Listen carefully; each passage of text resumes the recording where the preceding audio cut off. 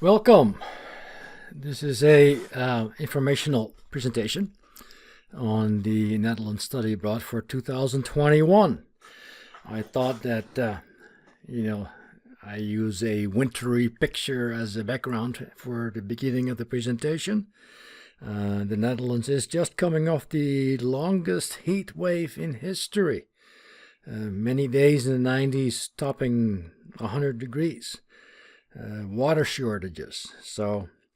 And since we are there in the summer months during the longest day of the year, I thought, just to illustrate that the country does have winter as well. So this course originates out of Geography and Sustainable Planning.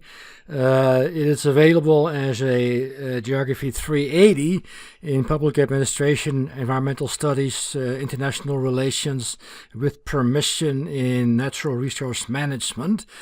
In Geography itself, it can be taken as a 381 or as the capstone 496.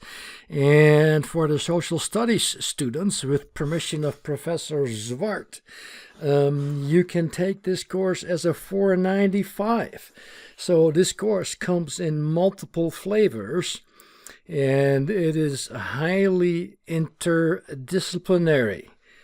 I repeat, it is highly interdisciplinary.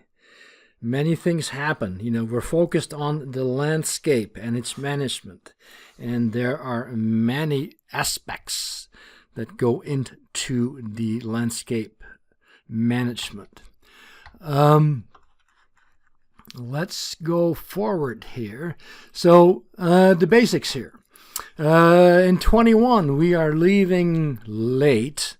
It's the same date in the sequence, but we're leaving the 24th of June on a Thursday, and we're returning on July the 9th. Sometimes we leave on the 16th and come back on the 3rd. It all depends on, how the calendar behaves. But the 4th of July will be spent in the Netherlands. So 16 days, 2 travel days, 10 active days, and 2 weekends that are off. And we have lots of meetings prior to departure, and I always suggest that students explore staying afterwards. We have 2 very intensive weeks. But the lion's share of the participation cost is going to be the airfare.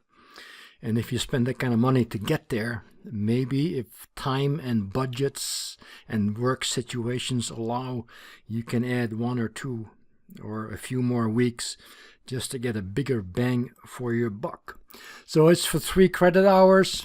As we mentioned, SST 495, number of 380s, in 1, 2, 3, 4, 5 other possible departments. The current cost, I had to adjust the slide for this year. Tuition for 3 credit hours is up to 1752, and then those credit hours you are going to pay for no matter what, study abroad or not study abroad. So I typically don't include that. So the program fee is $35.98 this year with COVID. I have no clue what's going to happen to the airfares. They might be super low because they're trying to entice people to fly again, with or without a vaccine. This is all, I don't want to say Russian roulette because that's not quite right, but it's open-ended. We're going to do our best, but we're going to be safe first. We're not going to do crazy stuff. We have made it this far, and we're still healthy. And, I'm at an age where I am at slightly more risk than most of you, even though my blood type is O positive. So, that line again, I would imagine, is going to be February 1 for 2021. And then there is the website at Patnos that will give you all the details. And you can go onto the Oasis, look up the Netherlands Maple Study Abroad and start an application. And if you start an application, that does not bind you in participating. It does not guarantee, it doesn't obligate you, but perhaps maybe first in sight or first in line, I would give you preference if you're serious about it. And stuff happens last minute all the time. It's all about intent, and sometimes reality gets in the way. So we have over 25 locations that we visit. We have 10 days. We interact with locals. There's a little bit of academic stuff going on with the University of Groningen in their geography department. And typically we sort of integrate with their international studies abroad. But that's for one day. And then we have one field day there as well. We travel by our own transportation. One year we had this 9-passenger VW, but I really like the Renault and the Opels that are also 9-passenger, but you can see this one is a little bit more boxy than that one, and it has a little bit more storage space. But anyway, so we have 1 or 2 vans on the road, and so we are independent. There are opportunities to travel by train, but we are trying to get the highest efficiency in terms of getting from A to B to C to D. And even in the Netherlands with high efficient public transportation, the car is still the cheapest and the quickest. So here we're flying in from our night flight from Detroit. It's about 6 o'clock in the morning. It's midnight in Michigan. We skipped the night, and you're looking at the North Sea and the sand dunes there. These are one of the suburbs of The Hague. And here's a quick map. We are staying geographically in this part of the Netherlands, and I refer to this as the North Dakota of the Netherlands. It's cheap. Amsterdam is expensive. This would be San Francisco, Los Angeles, or New York. We go hour and a half to the east, and things become a whole lot cheaper. And then the dots are locations that we typically frequent. We go to the island. That's an hour and a half by boat, an hour and a half back. And it's a good sample of what's happening. Obviously, we only have 2 weeks.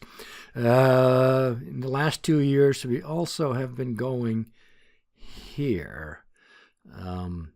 So we'll see. I mean, each year is going to be slightly different. And, as I'm recording this, it's August of 2020. And many things can happen between August and June a year later. But by and large, I try not to change the itinerary too much. Here we will be visiting the port of Rotterdam. Used to be the largest port in the world, now no longer, but it's still a main economic facility for all of the Netherlands, as it also supplies the lion's share of goods coming from and going to the EU. One of our days, we are staying right here in Meppel off the map. We visit this largely reclaimed area that became available after World War II, 150,000 acres. You go, how much is that? I say, well, that's about 6 U.S. townships. And there is some geographic land use modeling that's going on here with a level of functionality, and we'll have presentations on that. But this is a 100% artificial man-made landscape. So we visit one of the farms there. I'm not sure if we can come back to this farm. There were some health issues with the owners, some cancer cases. I'll have to double check. But at the time, this was the most sustainable farm in the Netherlands. It had its own methane digester producing its own electricity, all high tech in the farm, surplus of electricity, making certain aspects of farming a lot more sustainable and easier. Wind power, these are these 600 footers, 4 megawatts apiece. It's not too far from the farm that we just looked at, so it's only 15 minutes by car, so it's worthwhile to stop by and take a look. The area that we were in is about 25 feet below sea level, so if you need to get into the area, this boat is leaving that area, you have to go through a lock. So you have to accommodate the changes in water level. And it's always impressive to see, boats going up and down. Relatively small boats in small locks, but still, it's part of the infrastructure. Then we have pre-industrial landscapes, kind of the cultural geography of the Netherlands, not unimportant. It's one thing to look at where a country is at today, but it is also worthwhile to look at what the country was like 100 years ago, 150 years ago, at the time of the Industrial Revolution or just before.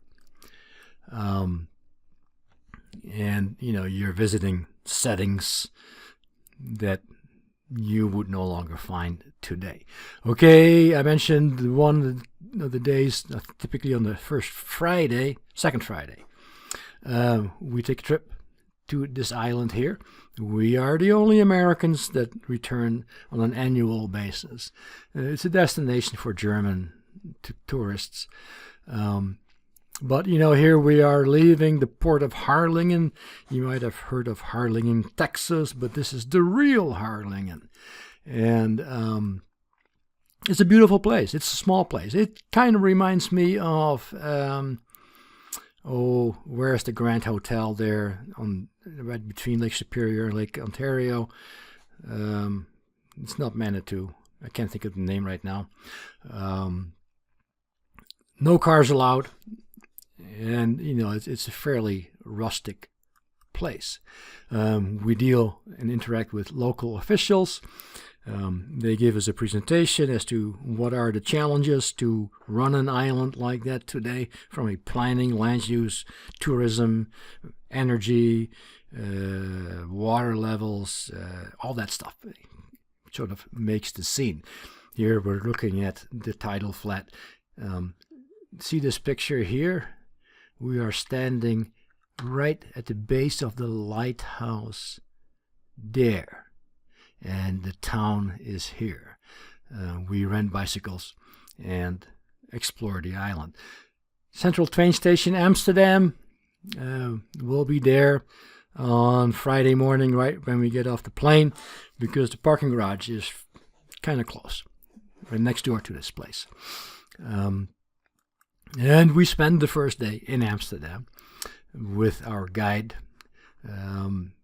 looking at the old part of Amsterdam and the kind of the urban development there. But then also the next week on Wednesday or Thursday, we are in the newest city of the Netherlands, city of 250,000, brand new. How do you build and plan for a brand new city? And obviously you can see this looks a whole lot different, and it's architecture, and some people think this is butt ugly and other people think this is okay. All right. But then they are doing some interesting stuff when it comes to upcycling and recycling. And typically, we meet as a group and there's a small presentation, small lectures, all of that. Then water management. This is a steam operating pumping station that is used to maintain the domestic water levels in an area. How big? The size of Kent County, let's just say for the sake of comparison. And when they turn on this pumping station, it can lower the water level by about 2 inches in 24 hours in an area the size of Kent County. But of course, this area has many more lakes. And so it's impressive. It's still there. World Heritage Site, steam powered. And National Geographic did a feature story, as you can see here, the old yellow square of National Geographic. By the way, the pumping station is right here, and it dewaters this whole area. So that's, I mean, if this is 6 townships, you know, and then this is 24 townships at least. So that would be the size of Kent County. And so here's Maple again. So, you know, it's not that far away. This is about 45 minutes. All right, let's not get too far ahead of ourselves. And then, of course, there is the barrier dam that changed this inland sea from salt to freshwater. These are the tidal flats, all the old fishing villages that used to be located here with access to the ocean and access to salt water basically went belly up because, you know, the shoreline disappeared. So again, land use that has changed. Here's the dam itself. They have just added 6 or 7 feet in height on the North Sea side because of climate change and water level changes. So it's going up. And of course, you know, there's a kind of viewing tower, very popular with students to go. This is from last year when we visited the floating farm. You go, and this is in the harbor of Rotterdam. Why would you want to float something in a large port and start milking dairy cows? Fully automated. Well, you have to come on the field trip to find out how that works. We are staying at the Maple Inn, which is a former youth hostel. It's kind of a cozy place, has its own reception and kind of a sitting area, TV area, game area, Belgian beer area. This is the proprietor, Guy. He's a Brit. And this is Jan, who is our chauffeur, you know. And hopefully that scenario is not going to change next year. And, you know, students just sit there and they sample those nice monastery ales from Belgium. And that's totally cool. And then if you get bored, there are games and whatnot to try. And here are 2 former graduates from the department. Vandenberg is working for DEQ, I think, right now. And he is working for a private GIS consultant. No, he's for an engineering firm. He got married and, you know, is making a living using geographic information technology. But gosh, you know, there's so many students.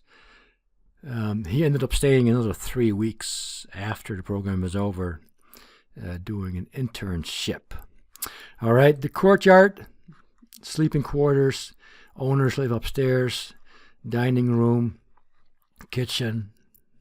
Okay. People hanging out in the evening. Then we have a farewell dinner, kind of like a 15-course meal, which is good. This is, I think, 5 or 6 years ago.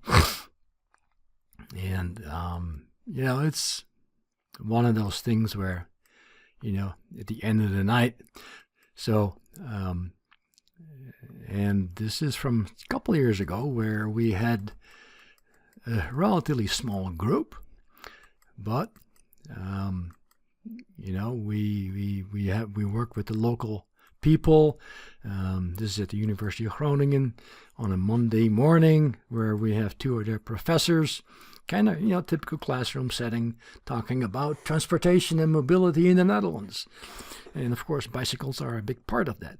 And we spend the day with the kind of the DNR DEQ of the province of Overijssel.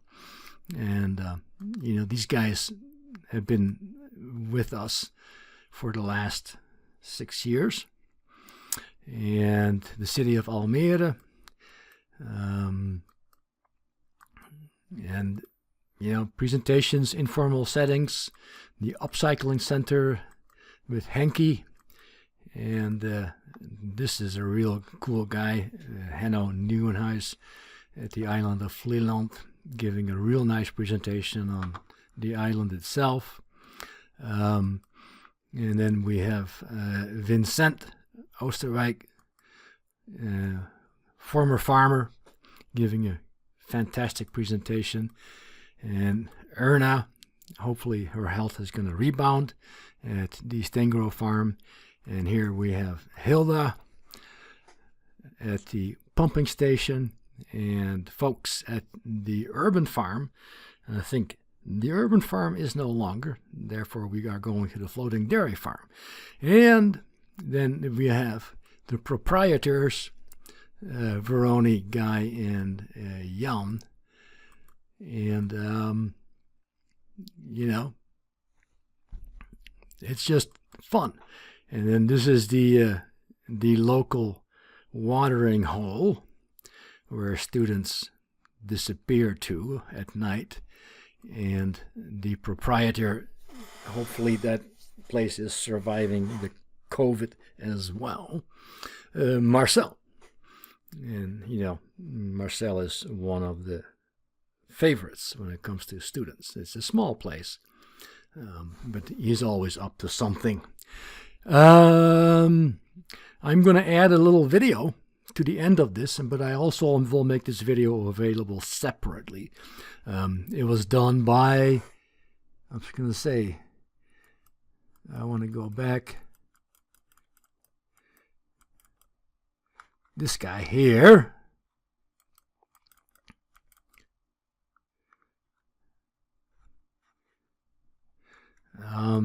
And he did a fantastic job capturing one of the years we were there. All right, I'm going to splice that video in at the end, otherwise it does not occupy the full screen. So, okay, well, we are at 23 minutes, so, the video is another 3 minutes, so 26 minutes to give you an impression of a trip that normally consumes, well, do the math, 16 times 24 hours. So, all right. Got any questions? Just contact me.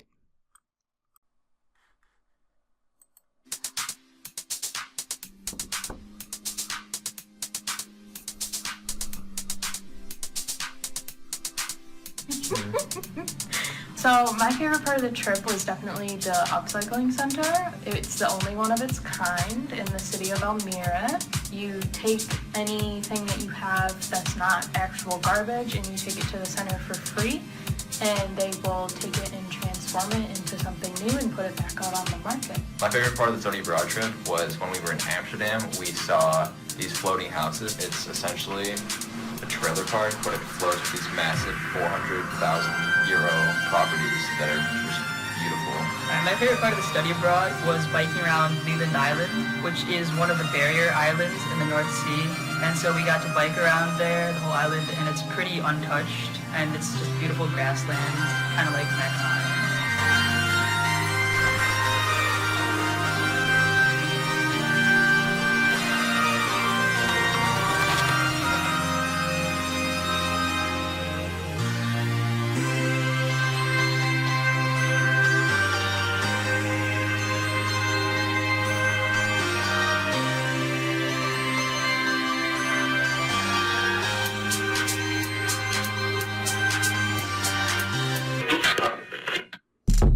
I am an associate professor in the Department of Geography and Sustainable Planning. I have been at GVSU since 2004. Despite having been gone for over 40 years from the Netherlands, I have maintained critical contacts with local individuals, which has made this trip a success for the past 5 years.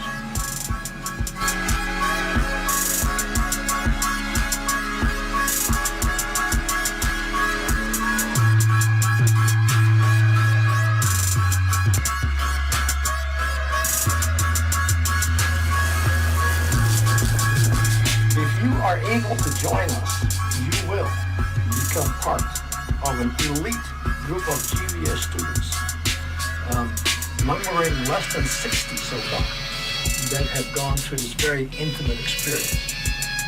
Study abroad is an experience for a lifetime. Why do I know that? Because I was a student studying abroad in 1977, and the study abroad experience has not ceased till today.